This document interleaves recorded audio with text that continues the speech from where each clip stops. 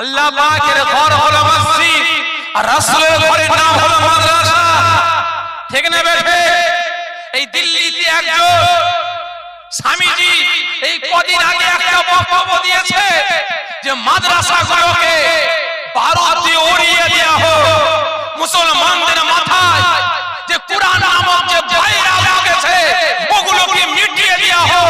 যেমন চীনের জমিনে চীন সরকার মুসলমানগুলোকে তুলে নিয়ে গিয়ে মুসলমান যুবক-যুবতীগুলোকে মুসলমান মায়েদের বাবাদের তুলে নিয়ে গিয়ে একটা বিরাট বড় ডিটেনশন ক্যাম্প তৈরি করে তাদের উপর অত্যাচার জুলুম করছে কুরআনকে মিটিয়ে দেওয়ার জন্য, তাদের উপর অত্যাচার জুলুম করছে ইসলামকে তার অন্তর থেকে মুছে ফেলার জন্য, জবান থেকে আল্লাহ রাসূলের নামটাকে মুছে ফেলার জন্য। ঠিক তদ্রুপ এই মুসলমানদের মাথা থেকে কুরআন নামক ভাইরাসকে মিটিয়ে দেওয়া। কটা মুসলমান প্রতিবাদ করেছে বলে?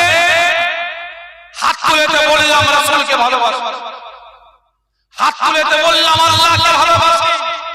কতজন আন্দোলন করেছে? এই তো কদিন আগে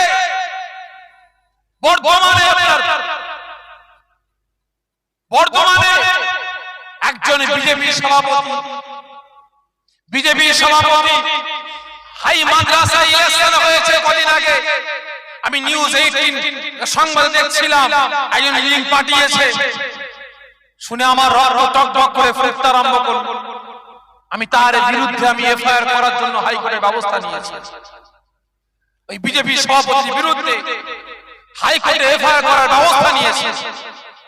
ওই বিজেপি সভাপতি বলছে মাদ্রাসায় সন্ত্রাস শিক্ষা দেওয়া হয়, মাদ্রাসায় জিহাদি তৈরি করা হয়, মাদ্রাসায় দেশদ্রোহী ভারত বিরোধী শক্তি তৈরি করা হয়। এই কারণে আমরা মাদ্রাসায় কোনো প্রার্থী আমরা দিই না। নিশ্চয়ই আপনারা দেখেছেন আজকে এতগুলো মুসলমান একজন হাত তুলে বলে মাদ্রাসায় দেশদ্রোহী শিক্ষা দেওয়া হয়, এই আওয়াজ সন্ত্রাস শিক্ষা দেওয়া হয়, মাদ্রাসায় জিহাদি তৈরি হয়। আমি ধরলাম হয় আমাদের দেখা কোন মাদ্রাসায় জিহাদি তৈরি হয়, কোন মাদ্রাসায় বোমা আছে, কোন মাদ্রাসায় পিস্তল আছে, কোন মাদ্রাসায় ভারত বিরোধী কার্যকলাপ শেখানো হয়। আমাদের দেখা আমরা বুলডোজার নিয়ে গিয়ে সেই মাদ্রাসা ভেঙে ধূলিসাৎ করে দেবো। ঠিক না বেটা? আমি মনে করি যে মাদ্রাসায় সন্ত্রাস শিক্ষা দেওয়া হয়, মাদ্রাসায় বোমা পাওয়া যায় না, পিস্তল পাওয়া যায় না। কিন্তু বর্তমানে স্কুল কলেজে লক্ষ্য করে দেখুন, যখন ইলেকশনের সময় আসে ওই স্কুল কলেজগুলোতে বোমা পাওয়া যায়, ওই স্কুল কলেজগুলোতে পিস্তল পাওয়া যায়, বন্দুক পাওয়া যায়। তাহলে স্কুল কলেজগুলো কি তাহলে দেশদ্রোহী শিক্ষা দেওয়া হয় না? তাহলে এই কথা বলবে কে? এই নিয়ে প্রতিবাদ আন্দোলন করবে কে? আর কতদিন মুখে কুড়ি কেটে বসে থাকবে বলুন? কতদিন মুখে কুড়ি কেটে বসে থাকবে? তুমি অন্যায় করলে অসুবিধা না, আমি করলেই দোষ, আমি করলেই দোষ। একটা কথাই আছে না, যে যাকে দেখতে পারে না তার চলন দেখলে ব্যাকা মনে হয়। কি ঠিক না বেটা? আমি আপনাকে দেখতে পারি না, আপনার উপরে হিংসা আছে। যদি আপনি সোজা করে চলেন না, চলনটা কোন ব্যাকা দেখ। ঠিক না বেটা? কারণ ভারত স্বাধীন আমার বাপ থেকে আজ পর্যন্ত এই শ্বশুরে দিয়ে আসা হচ্ছে, একটাই জাতিকে টার্গেট করা হচ্ছে বারবার। এই যে দেখেন না কদিন আগে পপুলার ফ্রন্ট নাম শুনেছেন? কথা বলে না। পিএফআই, পপুলার ফ্রন্ট সহ 8টা সংগঠনকে ব্যান করা হয়েছে। কটা? 8টা মুসলিম সংগঠন ব্যান করা হয়েছে। কতজন মুসলমান প্রতিবাদ করেছে? কতজন আন্দোলন করেছে? এই পপুলার ফ্রন্ট নাকি দেশদ্রোহী কাজের সাথে লিপ্ত আছে। এই কথাগুলো বলছে আপনার শুনতে হচ্ছে ভাই? আমি লাইভ কিন্তু বন্ধ করিয়েছি এই কারণে, কারণ ভাই আমাদের ইসলাম মারার জন্য সব সময় তৈরি আছে, ঠিক না? ইসলাম মারার জন্য তৈরি আছে। আপনি যদি এক ব্যারেল আতর গায়ে মেখে যান না, গন্ধ বের হচ্ছে, কি ঠিক না? আমরা মুসলমান, আমাদের নামের আগে এমডি আছে। আমি বাস্তব কথা বলছি, আমার মোবাইলে রেকর্ড আছে। আমি পুলিশ হলে একটা আপনার এই স্মৃতিনগর তৈরি করছি, আপনারা অনেকে জানেন, শুনেছেন। সেখানে জমি আমার প্রায় 40 বিঘা আমার নিয়া চলছে, রেজিস্ট্রি চলছে। তা সেখানে একটা দলিল, কদিন আগে 3টে জমি কিনলাম, 3টে দলিল হয়েছে, 2টো দলিল সব ঠিক আছে, কিন্তু একটা দলিলে আমার আব্বাজানের নামের আগে শ্রী মোহাম্মদ হাবিবুর রহমান সিদ্দিকী। ভালো করে বুঝবেন কি লিখলো, শ্রী মোহাম্মদ হাবিবুর রহমান সিদ্দিকী। কেন ঢোকালো? কেন ঢোকালো? তাহলে এর মধ্যে কিছু ব্যাপার আছে। যদি আমি প্রতিবাদ না করি, আন্দোলন না করি, তাহলে আমি চলে যাব। আমার ছেলে যখন জামানায় যখন এনআরসি হবে, আমার ছেলেকে বলবে রহমতুল্লাহ তোমার বাপ তো হিন্দু, তুমি আমার মুসলমান কবে হলে? ঠিক না বেটা? তোমার বাপ তো শ্রী ছিল, তুমি আবার মোহাম্মদ কবে হবে? ঠিক না বেটা? ভালো করে বুঝবে। আজকে আমাকে আপনাকে পদে পদে ফাঁসাবার চক্রান্ত শুরু হয়ে গেছে। যদি এখন আমরা মুসলমান সজাগ না হই, যদি এখন আমরা এক না হই, তাহলে কিন্তু আগামী দিন আরো কঠিন দিন আসছে। ভালো করে বুঝবে। তো ওই সময় আজকে টোটাল 8টা সংগঠন ব্যান করা হয়েছে। কেন? এরা দেশদ্রোহী কাজের সঙ্গে যুক্ত আছে। অবশ্যই 8টা কেন, তুমি 100টা সংগঠন ব্যান করো, তারা প্রকৃত দেশদ্রোহীর সঙ্গে যুক্ত হয়, ব্যান করে দেওয়া হয়। কিন্তু আজ প্রকাশ্যে সারা ভারতের জনগণ দেখতে পাচ্ছে আরএসএস নামক যে একটা সংগঠন বেরিয়েছে, ওই আরএসএস নামক সংগঠনের কর্মীরা সারা ভারতের বিভিন্ন রাজ্যে যে অরাজকতা সৃষ্টি করেছে, সারা ভারতের বিভিন্ন রাজ্যে ভারতের সংবিধান বিরোধী যে কার্যকলাপ সৃষ্টি করেছে, তাহলে সেই দলটাকে ব্যান করা হলো না কেন? ঠিক না বেটি? সেই দলটাকে ব্যান করা হয়নি কেন? আজকে আমার বোন মুস্কান, আমার আল্লাহ পাকের হুকুম, বোরকা পরে কলেজে বোরকা পরতে হবে মেয়েদের, আল্লাহ পাকের সংবিধান। আজকে আমার মুস্কান বোন যখন কলেজে যাচ্ছে বোরকা পরে, ওই আরএসএস এর গুন্ডারা বোরকা খোলার পরিকল্পনা শুরু করেছিল। ঠিক না বেটি? কতজন মুসলমান প্রতিবাদ করেছে বলে, কতজন আন্দোলন করেছে? এই তো কদিন আগে ওই বিজেপির একজন নেত্রী নূপুর শর্মা, ও দেশদ্রোহী হলো না।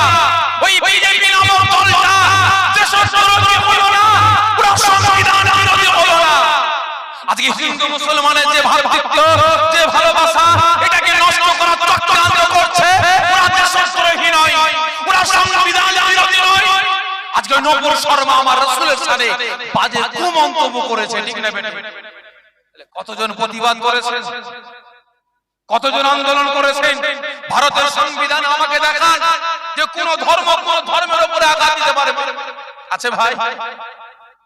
ভারতের সংবিধানে নেই যে এক ধর্ম আর এক ধর্মকে আঘাত দিয়ে কথা বলবে।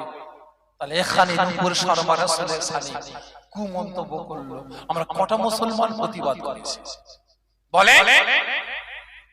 কজন আন্দোলন করেছে? ও অসুবিধা নাই, চোখের সামনে যা হয়ে যায়, চোখ বন্ধ করে থাকি, তারপরে দেখা যাবে। ঠিক না বেটি? এই মুসলমান নিজের বিবেককে প্রশ্ন করুন। আপনি প্রকৃত মুসলমান আছেন তো? আপনি প্রকৃত উম্মতে মুহাম্মাদি আছেন তো? নিজের বিবেককে প্রশ্ন করুন। ও আমার ভাইজানেরা, ও নবী পাকের আশিকেরা, ওই সময় আল্লাহর নবী তার নবী আমার মুখরা ব্যথা, চোখরা পানি নিয়ে কাঁদতে কাঁদতে ফরমাচ্ছেন, এ মালায়েকা ফেরেশতা, আপনি আল্লাহ পাকের জাত পাকের কসম করে বলো, যতক্ষণ না পর্যন্ত এই মুহূর্ত থেকে নিয়ে দুনিয়া পরকালের সময় পর্যন্ত, দুনিয়া ধ্বংস করার সময় পর্যন্ত আমার গুনাহগার উম্মত উম্মতিদের মৃত্যুর জ্বালা যন্ত্রণা, তাদের ব্যথা বেদনাটা আমি রাসূল আমার সিনার উপরে চাপানো হচ্ছে। আমি রাসূল আমার রূহটাকে আপনি নিতে পারবেন না। ওই সময় আল্লাহ রাব্বুল আলামিনের মালায়েকা ফেরেশতা হযরত জিবরাইল সাল্লাম থাকতে পারলেন না। আল্লাহ রাব্বুল আলামিনের দরবারে ফিরে যান। জিবরাইল সাল্লাম ফিরে গেছেন, কোথায়? আল্লাহ পাক গেছেন। আল্লাহ রাব্বুল আলামিন কি দেখতে পান না? সব দেখতে পাচ্ছেন। যখন জিবরাইল সাল্লাম ফিরেছে, কি হলো? এই জিবরাইল খালি হাতে, খালি হাতে কেন? আমার রাসূল আমি আল্লাহ আমার হাবিব কই? আমি আল্লাহ অপেক্ষা করছি আমার রাসূলের সঙ্গে সাক্ষাৎ করব, দিদার করব, মুলাকাত করব। আমার রাসূল গেল কোথায়? আল্লাহ আপনার রাসূল এই কথা বলছে। কি বলছে? আল্লাহ আপনার হাবিব বলছে যে এই মুহূর্তে, এই সময় থেকে নিয়ে দুনিয়া ফানা হওয়ার সময় পর্যন্ত সমস্ত উম্মতে মুহাম্মাদীদের জ্বালা যন্ত্রণা, ব্যথা বেদনা, কষ্ট, মৃত্যুর আযাবটা রাসূলের সিনার উপরে চাপাতে হবে। তাদের মৃত্যুর আযাব, মৃত্যুর কষ্টটা, মৃত্যুর জ্বালা যন্ত্রণাটা আসান সহজ করতে হবে। আল্লাহ পাক ফরমাচ্ছেন মুচকে মুচকে হাসতে হাসতে, তাই নাকি? আমার রাসূল এটা বলেছে, আমার হাবিব এটা বলেছে। জি আল্লাহ, জি আল্লাহ, ঠিক আছে যাও। এই মালায়েকা ফেরেশতা, আমি রাসূল আমার হাবিব, আমি আল্লাহ আমার বন্ধু, আমার দোস্ত, আমি আল্লাহ আমার সঙ্গে সাক্ষাৎ করার জন্য আসবে, দিদার করার জন্য আসবে, কাঁদতে কাঁদতে আসবে। ইয়া হাবলে উম্মতি, ইয়া হাবলে উম্মতি বলে কাঁদতে কাঁদতে আসবে। আমি আল্লাহ সহ্য করতে পারবো না। জোরে বলেন না সুবহানাল্লাহ। ভাই, আপনার সঙ্গে আমার বন্ধুত্ব সম্পর্ক আছে, 10 বছর পর সাক্ষাৎ, তাহলে হাসি খুশি ভাবে সাক্ষাৎ করতে যাবেন না কাঁদতে কাঁদতে যাবেন? যে হাসি খুশি ভাবে। তাহলে আল্লাহ পাক থাকতে পারলেন না। হে মালায়েকা ফেরেশতা জিবরাইল, এখনি আমার হাবিবের কাছে চলে যাও। ও আমার ভাইজানেরা, ও নবী পাকের আশিকেরা, ওই সময় আল্লাহ রাব্বুল আলামিন গায়বী আওয়াজে ফরমাত আরম্ভ করলেন, হে মালায়েকা ফেরেশতা জিবরাইল, খবরদার খবরদার খবরদার, দেরি নয় দেরি নয়, যাও যাও যাও। আমি আল্লাহ পাক আমার হাবিবের কাছে ফিরে যাও। আমি আল্লাহ আমার হাবিবকে কাঁদতে নিষেধ করে দাও। আমি আল্লাহ পাক আমার জাত পাকের কসম করে বলছি, আমি আল্লাহ পাক আজকে আমি ওয়াদা করে ঘোষণা করে দিলাম, আমার হাবিবকে কাঁদতে নিষেধ করে দাও। আমি আল্লাহ পাক এই মুহূর্তে ওয়াদা করে জানিয়ে দিলাম, এই মুহূর্ত থেকে নিয়ে দুনিয়া ফানা হওয়ার সময় পর্যন্ত, দুনিয়া ধ্বংস হওয়ার সময় পর্যন্ত আমার আখিরি জামানার আমার হাবিবের উম্মত উম্মতি গণেরা, আমি আল্লাহ পাক আমার দোস্তকে মুহাব্বত করে, আমার হাবিবকে প্যার করে, আমি আল্লাহ আমার বন্ধুকে মুহাব্বত করে, আমার বান্দা বান্দি গণেরা, আমার হাবিবের উম্মত উম্মতি গণেরা মৃত্যুর আগে মরণের আগে আমার হাবিবকে প্যার করে একবার দরুদ শরীফ তেলাওয়াত করবে, লা ইলাহা ইল্লাল্লাহ মুহাম্মাদুর রাসূলুল্লাহ সাল্লাল্লাহু আলাইহি ওয়াসাল্লাম, এই কলেমা শরীফ একবার তেলাওয়াত করবে। আমি আল্লাহ পাক আমার জাত পাকের কসম করে জানিয়ে দিলাম, আমি আল্লাহ পাক মৃত্যুর কষ্টটাকে, মৃত্যুর আযাবটাকে আমি আল্লাহ পাক আসান সহজ করে দেব। শুধু তাই নয়, তাই নয়, এমন ভাবে সহজ করব যেমন কিনা যখন মাসুম বাচ্চা খোদার জ্বালা যন্ত্রণায় কাঁদতে লাগে, মাসুম বাচ্চার কান্না সহ্য না করতে পেরে মাসুম বাচ্চাকে বুকে জড়িয়ে নেয়, মাসুম বাচ্চাকে মা জননী দুধ পান করাতে লাগে, মায়ের কোলেতে ওই মাসুম বাচ্চা দুধ পান করতে করতে মায়ের কোলেতে কখনো ঘুমিয়ে পড়ে, মা টের পায় না, মা বুঝতে পারে না। আমি আল্লাহ রাব্বুল আলামিন ওই বান্দা বান্দীগুলোকে দুনিয়া জমিন থেকে এমন ভাবে ডেকে নেব, তার চোখের সামনে তার আত্মীয় স্বজনেরা বসে থাকবে, কথা বলতে বলতে ঘুমিয়ে পড়বে, তারা কেউ বুঝতে পারবে না। আমি আল্লাহ পাক আমার হাবিবকে কাঁদতে নিষেধ করে দাও, চলে যাও। আমি আল্লাহ ওয়াদা করে বলছি, আমার হাবিবকে কাঁদতে নিষেধ করব, আমার রাসূলকে কাঁদতে নিষেধ করব। চিন্তা করে দেখেন কে কাঁদছে, এই জোরে বলবেন কে? শুধু নবী, শুধু নবীজি? এই জোরে বলেন কে? শুধু নবী আর কিছু না? হ্যাঁ ভাই, শুধু আখিরি জামানার নবী আমার আপনার আর কেউ হয় না? আমাদের নেতা, আমাদের সরদার, ঠিক না বেঠিক? আমাদের ঈমান, আমাদের ইবাদত, আমাদের জীবন, আমাদের জিন্দেগি, আমাদের বান্দেগি, আমাদের সব, ঠিক না বেঠিক? এবারে বলুন, রাসূলকে নেতা বলে মানেন? আওয়াজ দেন, কতজন রাসূলকে নেতা বলে মানেন, সত্য করে নেতা বলে মানেন? এটা আমার সঙ্গে হাতটা উঁচা করেন, হাত নামিয়ে দেন। নেতা বলে মানেন কিন্তু নীতিটা মানেন না নাকি?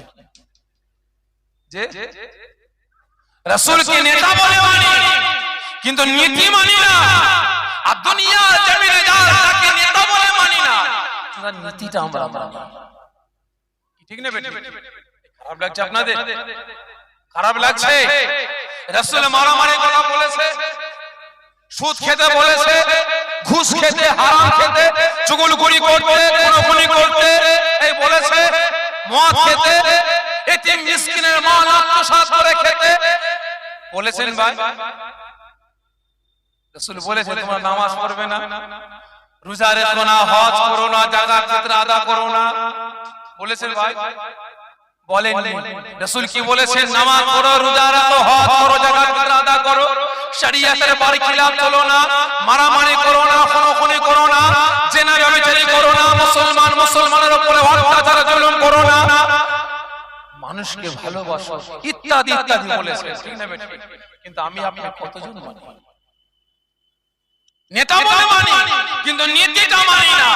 আর বর্তমান দিনে যদি বলি ভাই দুনিয়ার নেতা আমার আপনার কে? দুনিয়ায় আমার আপনার নেতা কেউ নেই, কিন্তু নীতিমান জায়গা, নীতিমান জায়গা কথা বলে না, আওয়াজ দেন। যাকে নেতা বলে মানি না বললো তার নীতিটা মেনে চলছে, ঠিক না বেঠে? তাকে ঠান্ডা ঘরে বসাবার জন্য রাসূলের আদর্শ, রাসূলের ক্যারেক্টার, চরিত্রের উপরে আগুন তুলছি, তাকে ঠান্ডা ঘরে বসাবার জন্য রাসূলের হুকুম হাকামগুলোকে জবে করে বেড়াচ্ছি, বুড়া আঙুল দেখাচ্ছি, ঠিক না বেঠে? অনুরোধ করে বলেছে মুসলমান, এখনো সময় আছে পরিবর্তন হওয়ার, এখনো সময় আছে। রাসূলকে ভালোবাসার মতো বাসেন, কাজে লাগবে, আর তা না হলে সব শেষ। নামে তাল পুকুর, ঘটি ডোবে না, নামে মুসলমান, কাজে কিন্তু জাহান্নামের কাঠ হতে হবে। একদা সুবহানাল্লাহুম্মা সাল্লি আলা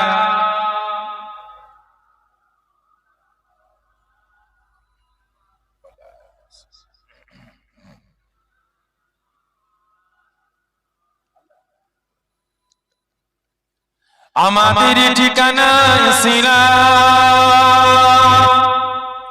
মানি না কোন স্লোগান।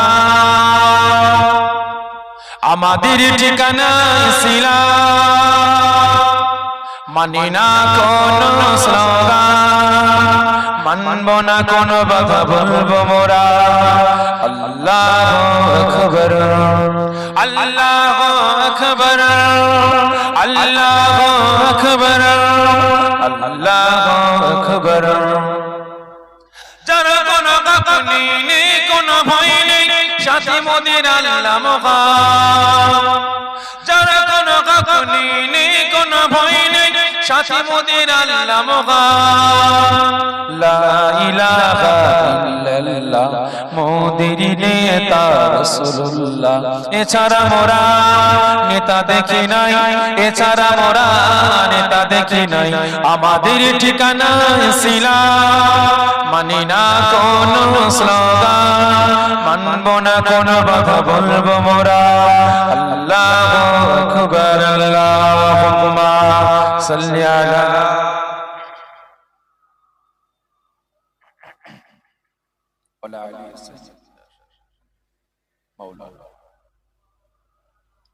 আমার দিনদার ইমানদার নিককার পরিজগার আল্লাহর ভয়ে জ্যেষ্ঠ আব্বা জানেরা, জওয়ান যুবক, পর্দার আড়ালে উপস্থিত আমার মা ও বোনেরা, সকলের কাছে অনুরোধ করব, এখনো সময় আছে, এখনো সময় আছে পরিবর্তন।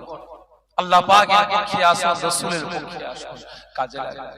আর না হলে আল্লাহ পাকের গজবের সাথে লড়াই করার জন্য তৈরি হন। আল্লাহ পাকের গজবের সাথে আসমানি গজবের সাথে জমিনের গজবের সাথে লড়াই করার জন্য তৈরি হও। লিখে রেখে দেন আগামী দিন এত ভয়ঙ্কর দিন আসছে, মুসলমান পকেটে বান্ডিল বান্ডিল টাকা থাকবে, এক ফোঁটা পানির জন্য দরবেদার করে বেড়াতে হবে। লিখে রেখে দেন পকেটে বান্ডিল বান্ডিল টাকা থাকবে, এক লোকমা খাবারের জন্য আহারের জন্য পাগলের ন্যায় ইমাতা ওমাতা ছুটে বেড়াতে হবে, এক লোকমা খাবার খুঁজে পাওয়া যাবে না। সেই দিন কিন্তু আসতে লেগেছে, সেই সময় কিন্তু আসতে লেগেছে। অনুরোধ করে বলছি মুসলমান এখনো সময় আছে, পরিবর্তন হন। দোয়া চাই আল্লাহ পাকের দরবারে, আল্লাহ পাক আমাকে আপনাকে সকলকে পরিবর্তন হওয়ার তৌফিক দান করেন। সকলে জোরে বলুন আল্লাহুম্মা আমিন, জোরে বলুন আল্লাহুম্মা আমিন। মুক্তাসার করলাম, আসেন আমরা সকলে দাঁড়িয়ে রাসূল পাকের দরবারে আদবের সাথে সম্মানের সাথে দরুদ ও সালামের তোহফা পাঠিয়ে দিয়া